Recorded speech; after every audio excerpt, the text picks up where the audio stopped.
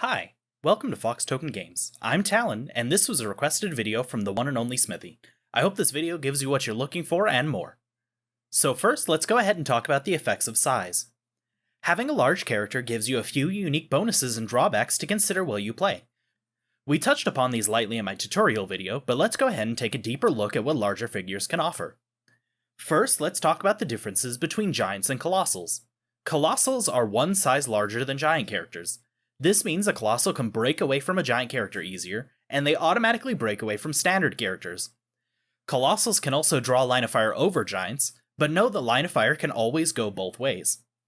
Older colossals have an ability called Colossal Stamina, but that's a retired key phrase and it should only be used when playing with certain older pieces. Finally, colossals get giant reach 3, giving them a 3 square reach for melee attacks, whereas giant characters only get giant reach 2. Now let's talk about some of the things they have in common. Both characters have access to great size. This allows them to completely ignore elevated and outdoor blocking terrain for movement, and they can move through opposing characters without stopping. Their line of fire also isn't blocked by elevated terrain or outdoor blocking terrain, and it's only hindered if the square they or you occupy is hindering. This means hiding from giant and colossal characters can be tricky, since they tower above most of the cover you can take, but this goes both ways. And don't think basing a giant or colossal character will save you from their gaze, because they can make ranged combat attacks even while adjacent to an opposing character. Finally, all great size characters have permanent access to willpower, letting them remove an action token from themselves at the start of their turn on a roll of 3 through 6. This makes any larger character terrifying because they almost never have to stop to clear. This ability is also protected from Pulse Wave. I mentioned in my tutorial, but I'm going to explain it again now that you're familiar with the rules. Pulse Wave ignores all of its target's abilities. This means great size would be ignored. So in a situation like this, we have a character with Pulse Wave.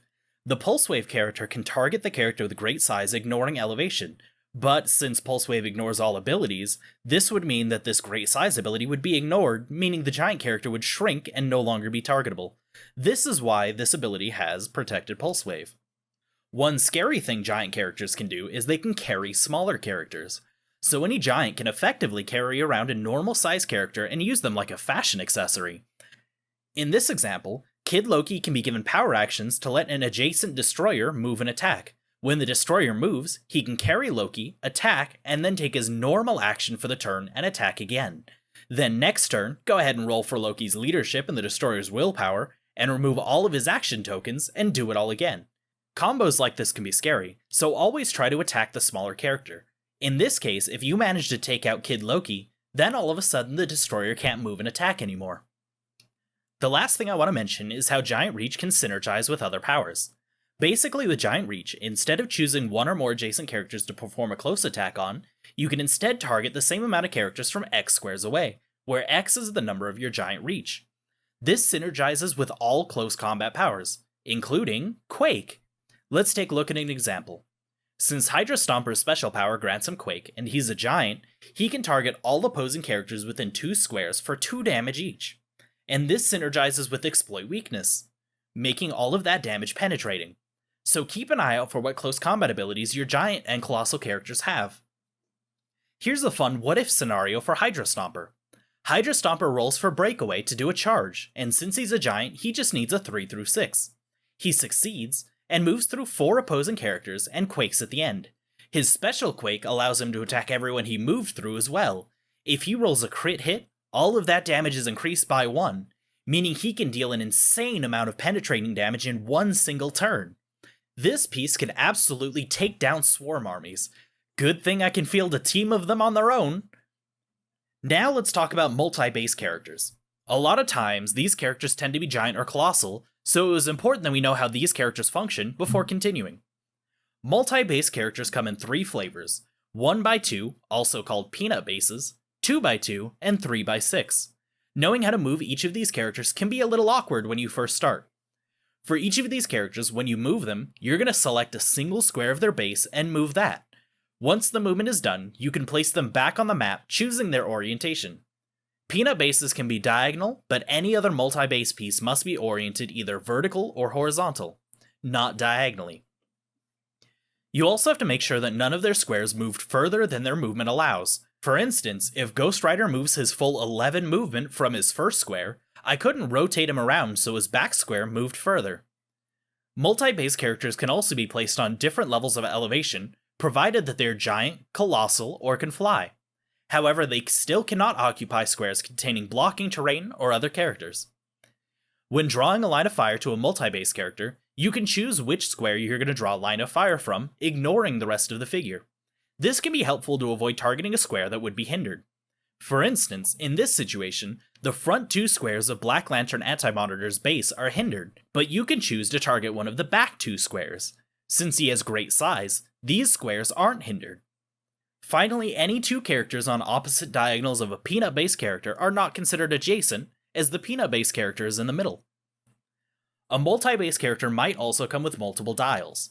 Each of these dials will have its own point value, and the higher point value dials will include all of the lower point value dials. So when one of those dials shows a KO click, move down to the next most expensive dial and ignore any remaining damage. Multi-base characters might also have different size of bases. For instance, once Necron goes down to his final dial, he becomes a 2x2 and can be placed in any of the squares that his larger base used to occupy. Now let's go back and talk about standard characters. If you want your character to equip an object, they need to be a standard character. Only single or peanut-based characters who are the standard size are considered standard characters and can be equipped. This means any 2x2, 3x6, giant, colossal, or tiny characters can't equip items. However, it's important to know that non-standard characters can still pick up objects. This means you can pick up an opponent's dropped equipment and deliver it to somebody who can wield it, or use it in an object attack and KO that object from the game. It's also possible for certain characters to change their size throughout the game. For instance, Resurrection Man can come back from the dead with a giant size symbol. If he had any equipment on him, he stays equipped, but can't use the equipment effects until he becomes a standard character again. And that's all there is to know. Thank you guys so much for supporting this channel. I know this video took ages to release, but hopefully some of the unboxing stuff I did in the meantime kind of held you over. I'm still going to be trying to put out at least one video a month, hopefully doing some battle reports coming up. But if you're overeager and you want to check out some battle reports right now, you can go over and take a look at Poppin' Nerd's channel. He's a new Heroclix YouTuber as well, and he's been doing some great stuff over there, and he posts a lot more reliably than I do, so please check him out.